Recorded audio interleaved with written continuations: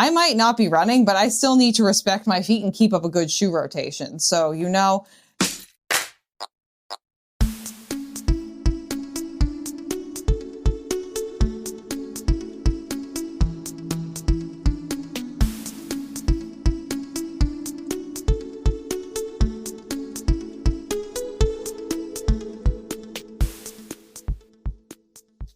Hello, my friends, and welcome back to Runna, your favorite local running community. I'm Juliana, and this week on Shoe Eating Monster / Juliana's like little solo episode, we are going to talk about what I am doing to get through my injury right now. I'm currently an owner of 2 metatarsal fractures. One is a stress fracture, one is like a full fracture.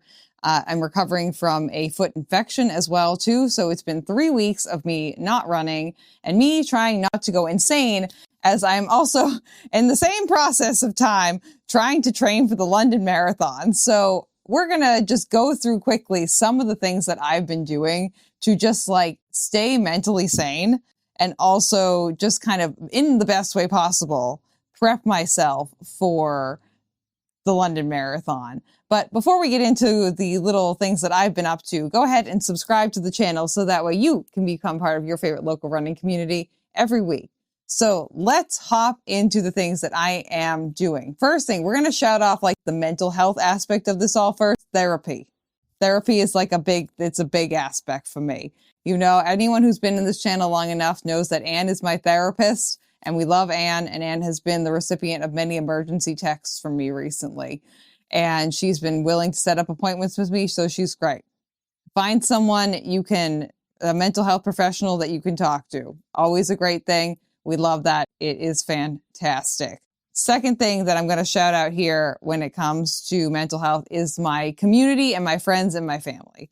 Having a really wonderful community around you is honestly, this is the biggest way that I'm getting through right now, is the fact that like I have Ben who's willing to go to the gym with me. I have Dickie and Nancy who are taking me to the pool tomorrow to do aqua jogging, and Nancy's going to do aqua jogging with me. Insert Juliana doing aqua jogging here if I remember to take a video. People who are willing to adapt with me and see me as not just like Runna Juliana, but also like Juliana, and just like other kind humans who are just like, Juliana, do you need a little bit of help? Can I help you with anything? Like, what's going on? My aunt and uncle who are very kind, and all of my friends and the community around me who's just like showed up and showed out for me in a lot of different ways. So having a support system, I would highly recommend if you can, and I understand like if you're like, Juliana, I don't have a good support system around me. This is why I am here. You know, we are your support system. I am your support system. So if you need something, you reach out. Okay, great. Right. Okay. Let's head on over to some of the other things that I have been doing that are keeping me sane. Okay. So this right here, I think is the best thing that I've invented so far, because I owned this stationary bike for years and I've never used it really at all. And now I'm using it all the time. I might even use it a little bit later, more today. But what I have here is like $100 stationary bike from Amazon that I bought like forever years ago. What brand is this? Xterra? Never heard of it. So I bought this for like $100 a bunch of years ago. I am trying to get my heart rate up like 170 or higher so I can replicate running, at least on that side of things for me. And I've come into a lot of challenges here. So the setup we have going on here, this allows me to get my heart rate up over 170 and kind of replicate running in the best way possible from home.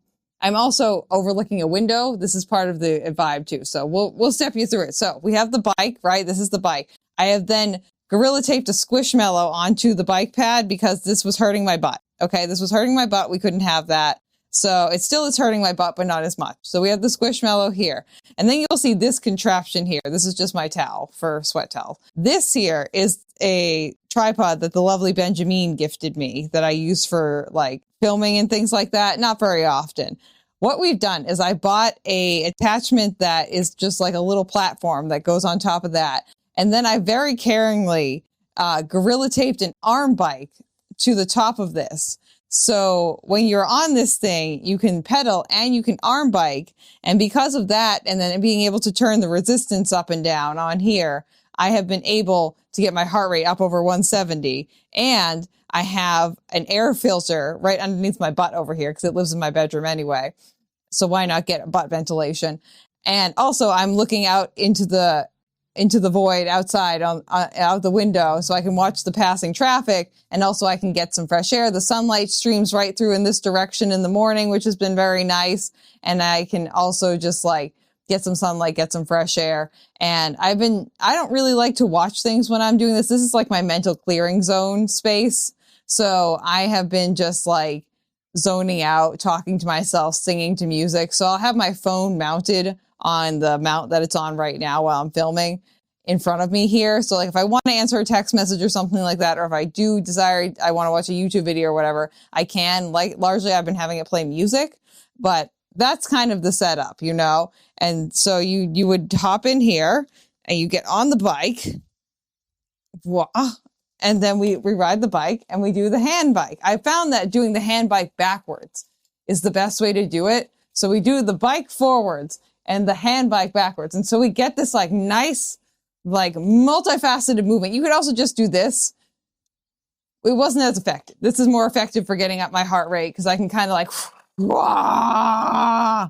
Okay, so that is contraption number 1. This is how Juliana has been doing exercise at home, getting her heart rate up over 170 and being able to create mental space for herself, just kind of recreate that inside the best way I can. Because the name of the game largely has been circulation. Like circulation is the name of the game here, my friends. If I go outside for a walk, 1, I'm not getting my heart rate up high enough.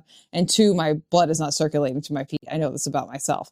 This is like the best of both worlds. This is not ideal for me in any capacity. I would like to be running outside. We all know this. I would like to be running outside. This allows me some fresh air. It allows me some sunlight. It allows me mental space to clear my head. It allows me to get my heart rate up high enough. I'm using my arms and my legs. And also I'm trying my best. So that's what we're doing on this side of things. Next thing will be just like keeping up with the general routine. Like I've been getting up at the same time that I normally get up, doing my normal warm up, doing my normal cool down, doing my normal stretches best as possible, and just like inserting the biking or going to the gym or whatever it is for cardio for that day into that slot, and just trying to retain as much as my normal routine as I possibly can. So that way, when I do start running again, it doesn't feel like a huge departure from what I've been doing. And that way also I can like retain a sense of sanity because I am a human who likes routines. Okay.